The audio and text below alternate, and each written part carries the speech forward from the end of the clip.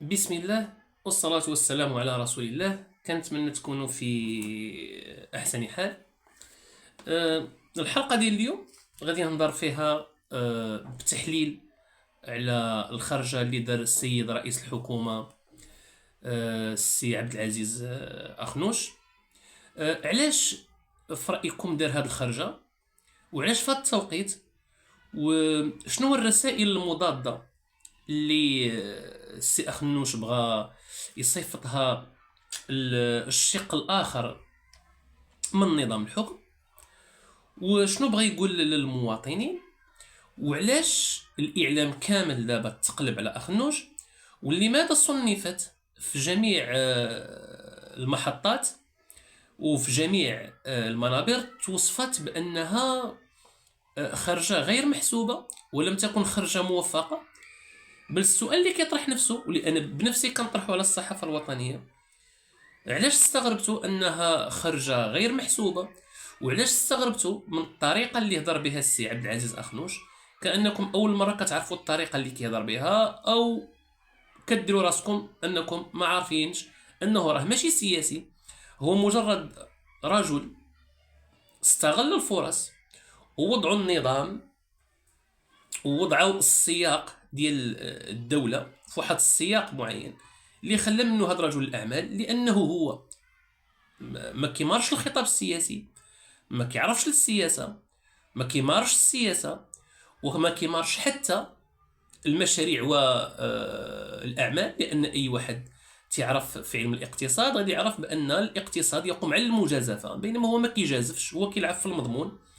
وبالتالي رجل بهذه المواصفات لا يصلح لأن يقود دولة، لأن يقود مشروع تنموي، لأن ينفذ خطابات مولوية سامية، لأن يلعب دور الوسيط بين النظام الحاكم وبين الشعب، وكذلك وضع النظام في واحد الورطة.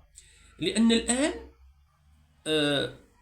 خصكم تعرفوا أن دارت علينا تقارير دولية، ليس التقارير ديالنا وانما تقارير من الولايات المتحده الامريكيه ومن فرنسا، من الحلفاء، من حتى الناس اللي ما عندهمش معانا داروا علينا تقارير. بعض الصحف الروسيه حتى هي كتبت في هذا السياق هذا. الصحف الوطنيه راكم عارفين ما كاين علاش نهضروا عليها. وبالتالي اذا استقينا بعض المؤشرات غادي تعرفوا ان هذا الانقلاب اللي كاين على السي اخنوش هو بدوافع خارجيه وكذلك دوافع داخليه، اي انه بين الصندام والمطرقه النظام تلقى رسائل من الخارج في دراسه النظام، في دراسه الاشياء اللي جايه مستقبلا، وحذروا انه اذا استمرت الاوضاع بهذه الطريقه راه السياق العالمي والمناخ العالمي هو مناخ مشتعل. لان انتم كتشوفوا شنو كاين في الشرق الاوسط، كتشوفوا شنو كاين في اوروبا الشرقيه، تتشوفوا شنو سميتو الصين وتايوان، كتشوفوا التحالفات الجديده ديال البريكس، كتشوفوا الهند انقلبت على الولايات المتحده الامريكيه، تتشوفوا شنو وقع في ايران وباكستان وافغانستان، كتشوفوا ما وقع في نيبال. نيبال هو داك الشعب المستكين اللي ثار على الحكومه واحرق الدوله في جزء من الثانيه وكانه بركان خامد. فتلقينا اشارات أودي من الصحف العالمية، أودي ردوا البال، لأن الوضع من سيء إلى أسوأ. وفي دراسة استراتيجية هذا السيد هذا ما بقاش مسلك لا داخليا ولا خارجيا، ولكن شكون اللي غادي يرومبلاسيه؟ كنا موجدين ثلاثة السيناريوهات. واحد السيناريو طوارئ هو اللي غادي نهضروا عليه في حلقة أخرى. السيناريو الأول كان هو استمرار السي أخنوش. السيناريو وغادي انا في رايي ربما هذا هو السيناريو اللي غادي يكون. السيناريو الثاني هو المنصوري، بمعنى من نجيو ننظموا كاس العالم او دي احنا غننظموا كاس العالم، بل ونزيدكم ان المغرب دوله منفتحه، وانه عنده رئيسه حكومه، واننا في هذا الشيء ديال حقوق الانسان وحقوق المراه وما الى ذلك، فكنا غادي نضربوا سرب من العصافير بصيحه واحده، يعني ما نستخدموا لا حجر لا والو، كنا نطيحوهم غاب الهضره. لكن السياق العالمي والسياق ديال المناخ والسياق ديال الجفاف والسياق ديال الحروب الإقليمية وعاد ما فهمتش واش هما ما كانوش عارفين ان السي عبد العزيز اخنوش راه ليس اصلا برجل اقتصاد او رجل سياسه، وراه فسرنا علاش. انا كنت درت واحد الفيديو وقلت لكم حذاري مما سيقع في الصيف، وإلا رجعتوا داك الفيديو اللي كنهضر فيه على التنبؤات الاقتصاديه وما الى ذلك، تطرح سؤال اش بغا كاع يكون في الصيف. مزيان، قلت لكم ان الوضع اللي غادي يكون في الصيف الوضع غادي يتفجر، والدليل على كلامي ان كانوا خرجات الناس الاحتجاجات بالكيلومترات ليس بالامتار، بالكيلومترات. احتجاجات في وزان، احتجاجات في ورزازات، احتجاجات في شنو سميتو في مجموعه من المدن يوميا. الاعلام الوطني ما تيغطيهاش، كيغطيها واحد شاد التليفون وكيهضر، او بعض المنابر الاعلاميه الخاصه كتقول لك اودي راه كاين خرجات هنا، راه كاين. ابرزها الخرجه المليونيه اللي كانت غادي تخرج مؤخرا في اكادير بالنسبه بالسبه المستشفى. لو كان النظام ما تلقاش هذه الاشارات من الفوق ما كانش غادي ينزل وزير الصحه ويهدئ الوضع ويقيل الجميع. كنا كما ديما ما كاينش اللي غادي تسوق لك ونجيو نديروا لك خاطرك وشويه ديال البوليس والجندارم والقوات المساعده يدوروا بك ودوز ومريضنا ما عنده بس، ولكن لان كاين اشارات داخليه وخارجيه على الفشل ديال الوضع، وبالتالي خصنا ندخلوا لخطه الطوارئ. السيناريو الاول اللي كما قلنا كان هو استمرار السي عزيز، السيناريو الثاني اللي كنا دايرين هو لالا المنصوري، لكن بعد الفضيحه ديال العقار وجبروت ملي هضرت عليها وما قدش ترد، حتى انها في الملف ديال اسكان الناس ديال الحوز وكذا اللي كانت شدات شويه ديال العقار وكذا فشلت فيه، وبالتالي الناس ما مقتنعينش بها، بل ما عمرتش الفراغ السياسي، ما استطعتش انها تظهر كشخصيه سياسيه قويه اللي تغطي على البريق ديال اخنوش. حزب الاستقلال عنده رئيس مع الاسف ضعيف سياسيا، ضعيف في الحضور، خطاب واهن، ما مأثرش في المغاربه، ما كيتفاعلش في وسائل التواصل الاجتماعي. عندنا واحد كيتفاعل في وسائل التواصل الاجتماعي اللي هو السي بن كيران، لكن اكل عليه الدهر وشرب ويستحيل يرجع. شنو غادي نديرو؟ نمشيو للحزب الاخنوش، الناس اللي معاه واحد قال لك ضربوا لي بالحجر اللي هو الطالبي العالمي وعليه جرائم، راكم نتوما عارفين شكون اللي كان مولاي عبد الحفيظ، مولاي حفيظ اللي كان شاد الصناعه شحال هادي في الخطه، المنصوري راه حنا هضرنا عليها، نبيل بن عبد الله كل شيء اكتشف الخديعه الكبرى ديال الاحزاب الاشتراكيه. شكون اللي كاين في الواجهه؟ انا كنفكر معكم بصوت عالي كما كيفكر النظام بصوت عالي. شكون في الواجهه؟ هذا الوضع هذا اللي ما استغلوش السي عبد العزيز، لو كان سياسي ما عرفش يستغلو، حتى اللي معاه المغاربه كلهم عايقن به، وبالتالي كان الملك واضح قال في رساله واضحه للسي عبد العزيز، هضر مع وزير الداخليه اللي ترجم الاوامر الملكيه على ان الانتخابات غادي تكون ماشي في يد الحكومه وانما في الداخليه، يعني بحال كيقول له ابعد او دي السياسه راه بزاف عليك، راه عطيناك فرصه العام اللي فات. والمشكله لما قال وزير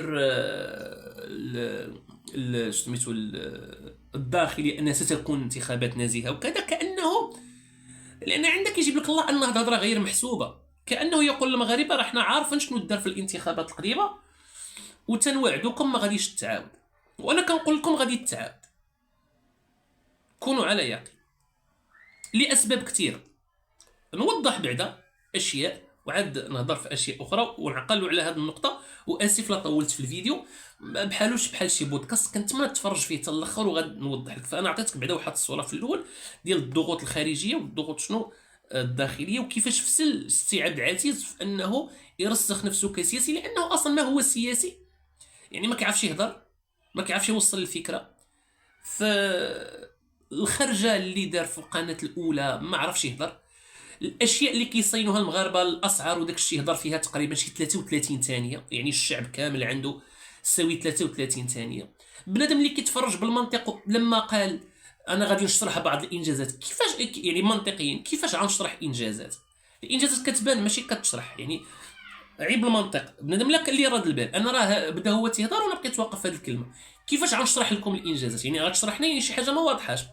انا كمواطن بسيط ما تدخلنيش انا في الصادرات الواردات، نسبه العجز، الموازنه. انا مواطن بسيط كنعرف البطاطا، مطيشه، كذا، الخضره وما الى ذلك. طيب الحصيله اللي كيهضر عليها عبد العزيز اخنوش حصيله كاذبه، هي اللي غادي ننطلقوا منها باش نبينوا علاش خلى النظام في ورط.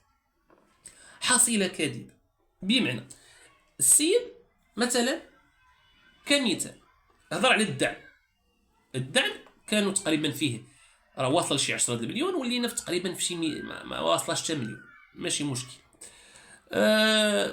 هضر كذلك على شنو سميتو الزياده في الاجور. الزياده في الاجور ماشي داكشي اللي كان متفق عليه، وكان متفق ان تنقص من الضرائب ما تنقصاتش. السي اخنوش بغى يلعب واحد اللعبه بليده اللي هي ان عقلته باش تعرفوا ان كاين تخبط وانه لا يعرف في السياسه شيء.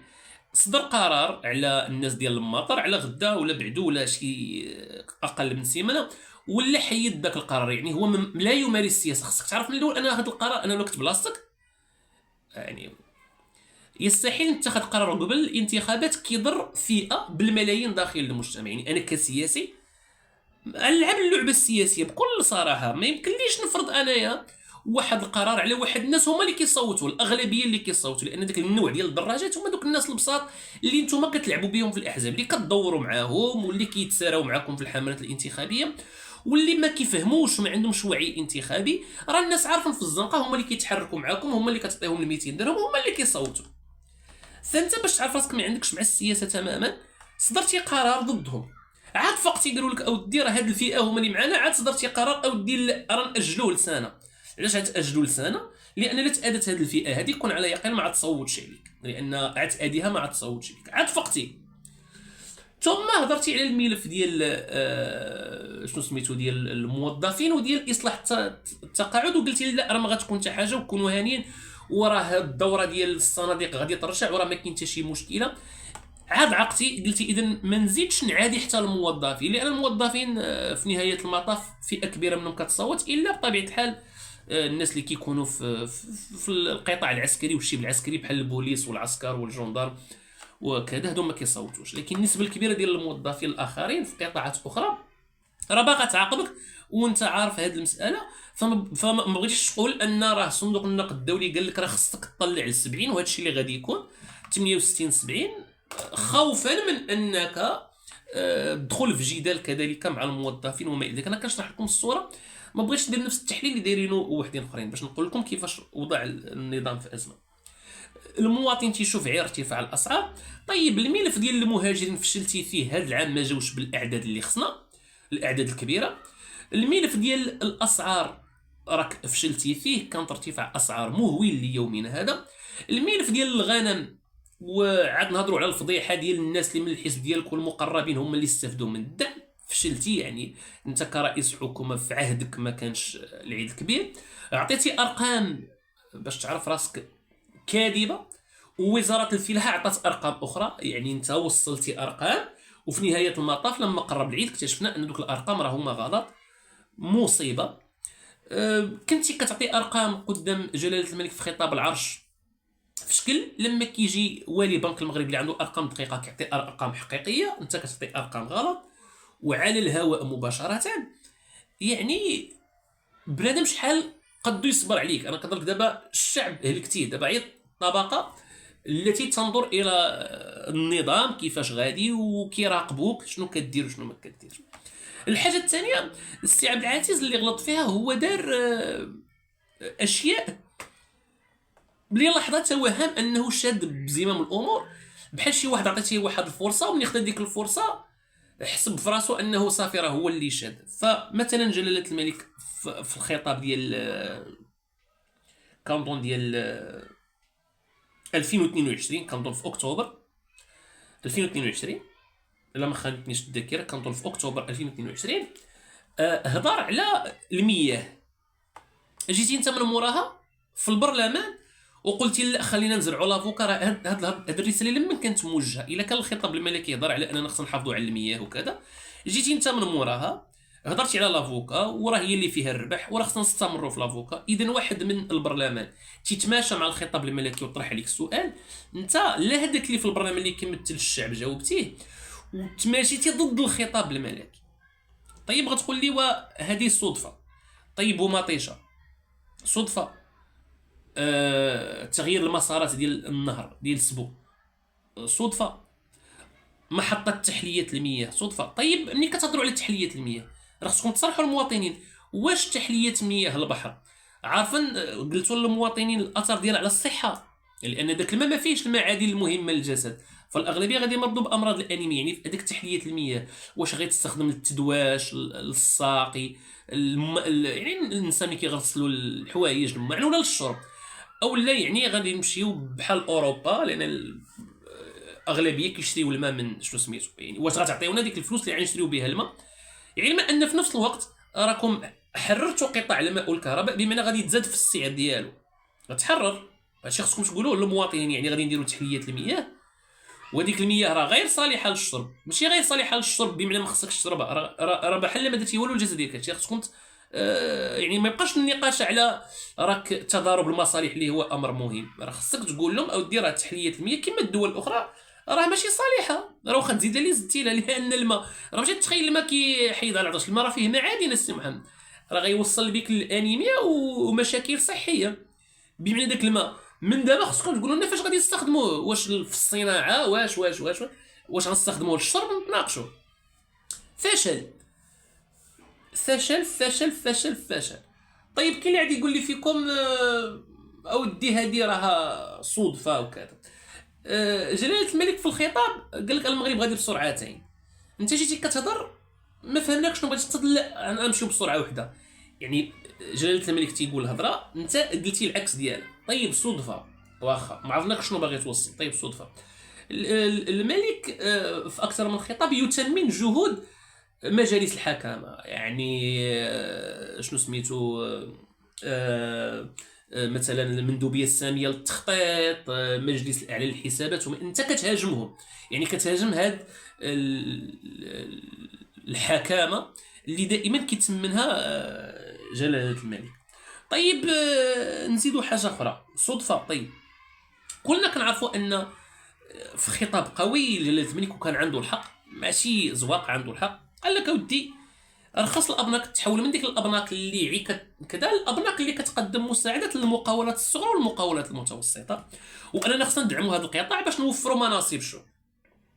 جيتي انت ضد الخطاب الملكي، رفعتي الضريبه على المقاولات الصغرى والمقاولات المتوسطه، رفعتي عليهم الضريبه، ومشيتي للمقاولات الكبرى وهبطتي الضريبه.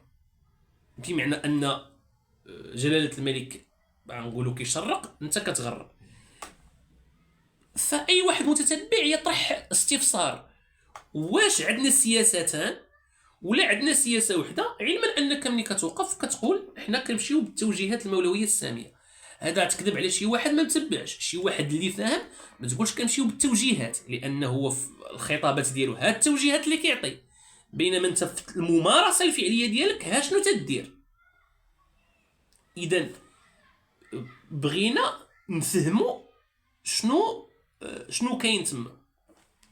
جلاله الملك دوز العطله في كل شيء شافوا الله يعطيه الصحه في الفنادق والمضيق. انت دوزتيها في سيردينيا وكل شيء كيتحدث على تشجيع السياحه الوطنيه. ثم كان خصك تكون حاضر في مجلس النواب وما حضرتيش ومشيتي، والدستور تيقول لك خصك تحضر مجموعه ديال الجلسات وما حضرتيش. بمعنى انت لا توجد ممارسه السياسه ولا توجد ممارسه الاقتصاد. نقول لك علاش، لانك كتمارس الاحتكار. كل شيء عارف الزوجه ديالك كيفاش عطيتيها داكشي ديال الملابس وداكشي ديال على برا وكذا، وكل شيء عارف التطبيقات ديال الطاكسيات اللي غادي تولي كيفاش هي دخلت للسيطره عليها. ثم مارستي الاحتكار في المحروقات، كل شيء عارف. وكنتي وكنتو يعني كاين مشينا كنتهمك. كاين تقرير عالمي هضر على كيفاش كتجيبوا البترول المهرب ديال روسيا وكيفاش كيبقى في سبته وكيفاش كيدخل. هضرت عليها جرائد امريكيه ما جاوبتيش، كان عليك تجاوب. الاكسجين في ايامات كورونا المغاربه عمرهم ما ينساوها، كيفاش من 2000 درهم ل2 المليون. تحليه المياه كيفاش زربتي عليها. لما كنتي كتهضر على مساله الحوز يلا داز روبورتاج قال لك اودي عندنا 20,000 وحده انت قلتي وجدنا 51,000 وحده، يعني روبورتاج داز في الاولى انت قلتي 20، قلتي 51,000 وحده وجدات وكذا وكذا وكذا، وراك كتمشي للحوز، الناس الحوز قال لك عمرهم ما شافوك. طيب و20,000 وحده اللي قالتها الدوله واللي قالتها قناه الاولى، كيفاش؟ فين هو الوفاء بالوعود الانتخابيه ديال مليون منصب شغل؟ فين هو معدل التنميه اللي هضرتي عليه؟ فين هو؟ ما كايناش. طيب اللي معاك وعدوا ب 2500 درهم والمتقاعدين وكذا وتبعونا بالحجر، فين هي؟ فين هي؟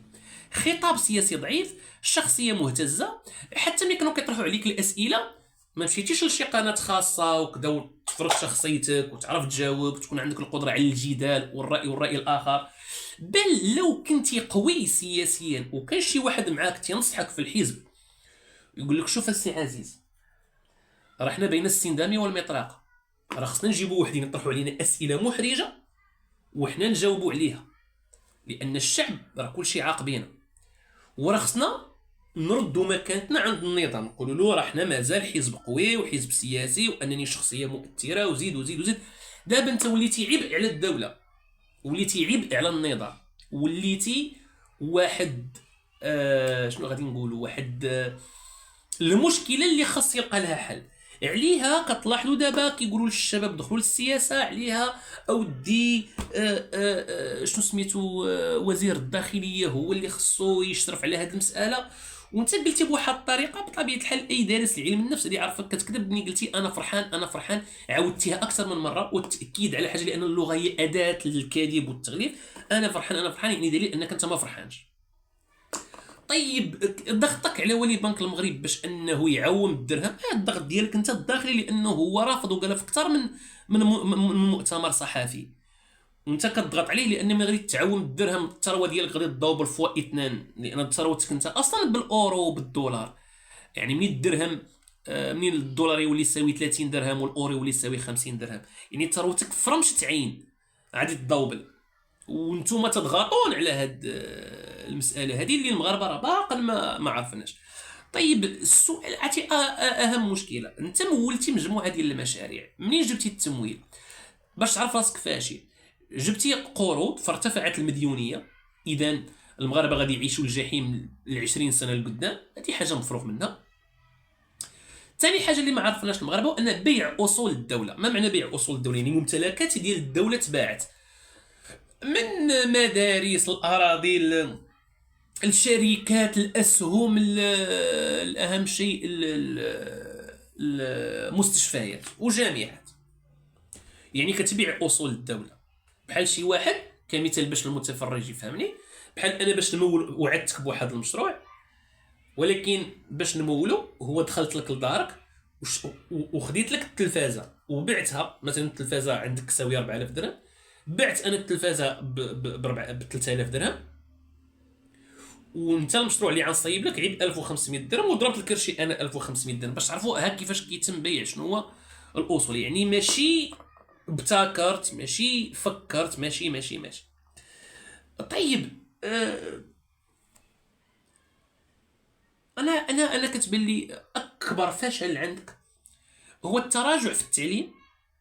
يعني مراتب من 100 صاحبي والسبعه حنا 101، اما جبت لك ترتيبات اخرين ديال النطق والقراءه وكذا صاحبي مكلاسين 94 من 97 دوله. يعني تونس اللي فيها الروينه، ليبيا اللي فيها الروينه، الاردن، لبنان فايتنا في التعليم صاحبي. لا اله الا الله محمد رسول الله. الصحه راه كاشاره باش تفهم، لما وزير الصحه يهبط براسو الاكادير لما سمع بالمليون اللي غادي يدار، راه عرفوا ان هناك اشياء خطيره واشارات خطيره من الداخل ترصدت له. لهذا كتشوف كاين واحد السمح كبير لدوك الناس اللي في الخارج انهم يهاجموا واحد الرموز معينه حتى في مصلحه النظام. يعني شحال كيطرح سؤال يقول علاش الجبروت ما وقفوهاش، علاش فلان ما وقفوش، علاش فلان ما، راه من مصلحتهم الان، لان لا بد من تصفيه الجو السياسي قبل كاس العالم، لان ما بغيناش يجي كاس العالم ونقدموا واحد الصوره سيئه. يعني تصور انت كتنظم كاس العالم والسعايه كاينين بعدد كبير، تصور كتنظم كاس العالم والجريمه، تصور كتنظم كاس العالم وبنادم جايب طوموبيلته وعائلته كذا باش يتفرج دابا الموتورات زين زين زين وشي كيغريتي. تصور انك باغي تنظم كاس العالم وكاين التحرش، تصور انك باغي تنظم كاس العالم وكاين واحد التلوث والازبال في الطريق والتبول في الطرق العامه. تخيل انك باغي تنظم كاس العالم وما كاينش مستشفيات، تخيل انك باغي تنظم كاس العالم وينوض لك الشعب في ديك الفتره شي وحدين اللي بنص عقل ولا بعقل ويديروا لك احتجاجات ومظاهرات اثناء كاس العالم. هذا الاحتقان اللي تسبب في عزيز اخنوش وكانه لا يفقه شيء في السياسه. كيفاش انا باغي نشد الحكومه ديال كاس العالم وانا ما وجدتش الارضيه من دابا باش نشد الحكومه ديال كاس العالم، بل فسدتها افسادا في الفلاحه، في الصناعه، في التجاره.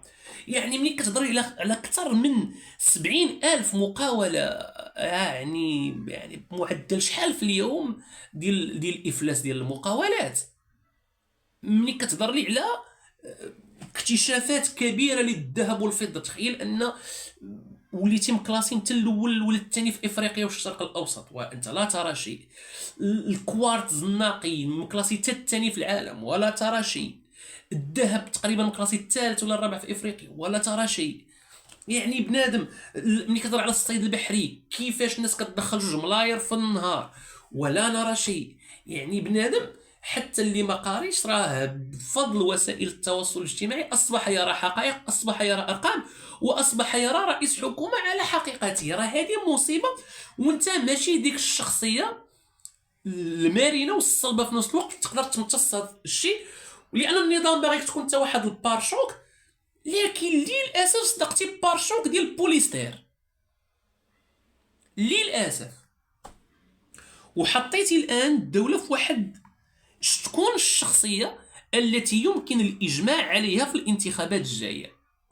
واش نخليو كسيناريو الافرازات ديال الانتخابات تعطينا اي شخصيه ونشوفوا الشعب اش باغي، ولا خلينا هاد الشيء هذا هما عارفينكم كيفاش غتلعبوا في الانتخابات؟ اش قلت لكم هاد الفيديو شويه طويل.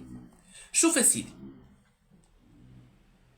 الانتخابات بالطريقه التقليديه اللي كنديروا، واخا الشعب ما باغيش اخنوش، باش تفهموا كيفاش كتمشي الامور، انت ما باغيش اخنوش او من على شاكلته، ولكن اللي عندك في الحومه اللي انت كتثق فيه وعزيز عليك اللي عندك في الحومه هو من التجمع الوطني او الاصاله والمعاصره او اي حزب، فانت كتثق في هذاك الشخص، وهذاك الشخص راه كيمثل واحد الشخص. فملي كنجمعوا الاصوات كيمشيو لذاك الحزب اللي الرئيس ديالو فلان. يعني لو كانت هناك سيد وزير الداخليه، لو قدرنا نديروا انتخابات بحال امريكا بحال فرنسا على اشخاص، بمعنى نديروا واحد الانتخابات جزئيه يبقاو لنا 4 5 ديال الشخصيات منها عزيز، بمعنى ملي كنمشي انا نصوت كنصوت على الشخصيه، على شخصيه. كما مثلا في الامريكان كتسمع ما بين بايدن وترامب، ما بين ماكرون وما نعرف شنو، بغض النظر على الحزب. واش كنظنوا ان اخنوش يديها؟ ما يقرقبهاش. ولكن بالسيناريو كونوا على يقين ان هذه الطريقه لما اخنوش بدا كيتغول داخل الدوله وبدا كيصنع كيان موازي داخل الدوله، السيناريو الثاني انا اللي كنميل له، ويا ربي نكون على خطا. شي الا كنت على خطا هذا ما اتمنى باش تفهموني. لما ما كاين حتى شخصيه يؤمن جانبها، واخنوش دار ديك الهجمه المرتده على النظام من الداخل وبدا كيبغي يسيطر، بغى يولي اخطبوط والنظام عاق به، بل هو عايق به وخلاه على خاطره، يعني خلاه يطول داك الحبل يطج به راسه. الان طلقوا عليه اي واحد يهضر عليه ما كاينش مشكل، وطلقوا عليه القنوات وداك الشيء وبداو كيفترسوه ومازال عاد يفترسوه. فهما كيوجدوا السيناريو الثاني ديال نجبدوا له وديناته باش في الولايه الجايه يتبدل كومبليتمون 180 درجه. لكن هذا السيناريو الثاني نقطه الضعف ديالو هو انه يقدر يخلي لنا احتقان اجتماعي نتفرشوا فيه امام العالم في كاس العالم. بمعنى احنا طلقنا الناس دابا على اخنوش غادي نحيدوه، نقدروا نجبدوا له ملفات كذا الروينه، لان النظام عينه حمراء بغيتيها ولا كرهتيها وليس له حبيب، والدوله بالنسبه لهم النظام اولا فهاد السيناريو هادي ديال نجبدوا الوديناتو ونخليو الانتخابات غادا وفعلا ما ندخلوش، ولكن حنا عارفين ان هاد الاحزاب راه عندهم الناس ديالهم في الدول. يعني هاد حزب التجمع الوطني للاحرار راه ما عندوش ايديولوجيا ولا شي حاجه، عنده ناس ديالو خانزن فلوس. تمشي لاي جهه فين ما مشيتي، من الشمال للجنوب من الشرق للغرب، عندهم ناس مسيطرين في الدواور. لان اللي كيحسم الانتخابات في المغرب راه ماشي الموظفين ولا الواعيين، الدواور هما اللي كيحسبوه، هما اللي الموطورات، هما اللي 200 درهم الزرقاء الاف هما اللي تيحسموا الانتخابات. راه ماشي الناس اللي واعيين كيمشيو يصوتوا اصلا، كاين عزوف.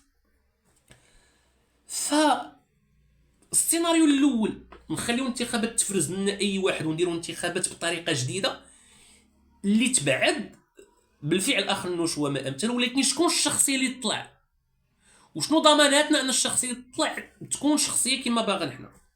اذا من الناحيه الايجابيه عيبان النظام الديمقراطي وما الى ذلك غادي تهدن الشعب شيئا ما بشخصيه جديده، يقولوا اذا الشعب غيكون عنده ثقه وغيكون عنده تغيير، وغتكون عندك برا ديال 5 سنين ما فهمتيهاش، بما ان غنجيبوا وجه جديد ماشي من دوك الوجوه القديمه.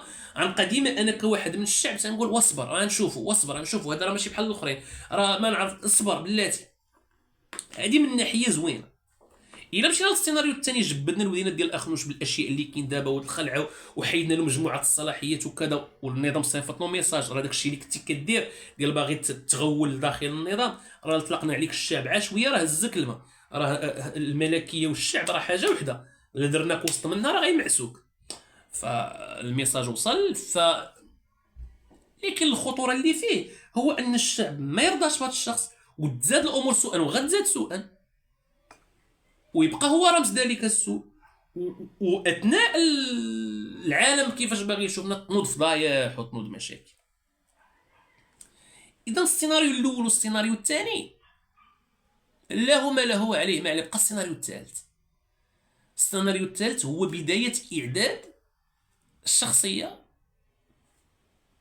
واخا ما يكونش عليها توافق كبير، ولكن تبين انه وجه للتغيير. كانت في واحد الوقت هي فاطمه الزهراء المنصوري، لكن تجري السفن عكس اتجاه الرياح وهي لا تدري. للاسف ما بقاوش عندنا واحد النخب سياسيه.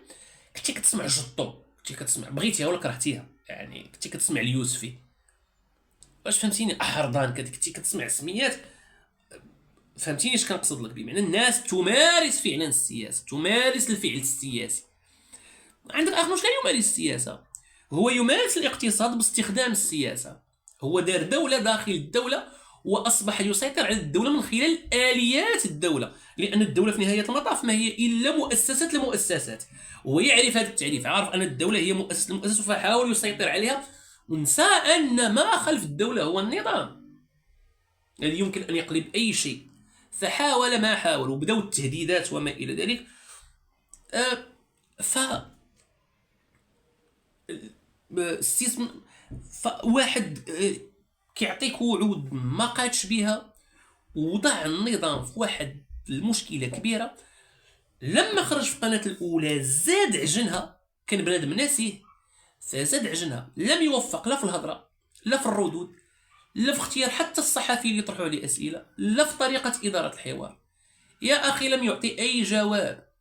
وحتى الطبيعه سبحان الله، بمجرد مثلا ما هضر على الزيتون جا التبروري ضرب الزيتون، يلا هضر على الحوامض، انت كتشوفوا هذا ارتفاع الحراره المهول اللي كاين هذه الايام. يعني حتى الطبيعه زادت مع الشعب وكتقول له ستوب ستوب، وصلنا للطوب. اذا انا ملي بغيت ندير هذه الحلقه هذه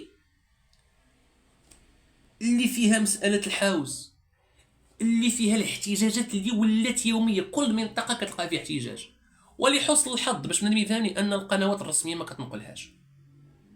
راه يوميا الناس خارجين يا في الحوز يا في الشمال يا في الوسط يا في الرباط يا روينا نايض. هادشي كلشي راه ملتقطو النظام سواء الخارجي او الداخلي وما الى ذلك، وينتظرون ان من هذا السيد رئيس الحكومه يدير شي حاجه. فاذا هو جالس كيضرب عليه في الصفقات وداخل في صراع مع مؤسسات ديال الدوله، خاصه مؤسسات الحكامه، وسامح في الاشياء اللي خصو يديرها، سامح فيها بواحد الطريقه فجه. وبالتالي قلت لك راه وضع النظام في ورطه. وانا ما عرفتش هاد الناس اللي كانوا تما في النظام كيفكروا كيفاش من الاول اختاروه، اذا كان هو كان فشل في قطاع الفلاحه. في قطاع الفلاحه كمثال، واش كتعرفوا ان منذ عهد، شوف اصعب حاجه وربما قليل اللي غادي يكون عارف، راه ماشي هادشي اللي كنهضروا عليه، اصعب حاجه هو انه سمح للشركات انها تمكن من الامن الغذائي للمغرب، بحيث ان مجموعه من البذور ما كتوليش تنمو. يعني خصك كل عام تشري بذور جديده، البذور القديمه ما مكانش، الزرع تبدل، الدلاح تبدل، البطيخ تبدل، ما يمكنلكش تولي تزرعو. واش فهمتوها؟ ادوات ديال الري شادها شركه من دوك خوتنا ديال اللي شادن النظام الصهيوني المجوسي العالمي، وتحصل الماسوني العالمي. ف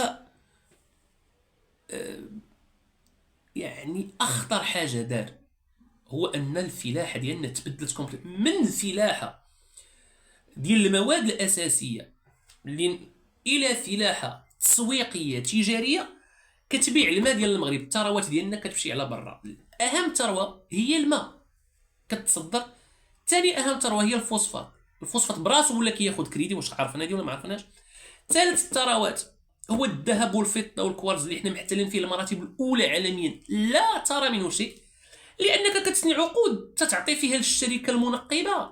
اسمع الرقم 98%، 90%، اقل حاجه 87%. تتبقات لك لما قدر لي على تصدير 20 طن سنويا، ولما قدر لي على دابا على منشا فيه 3 طن اسبوعيا.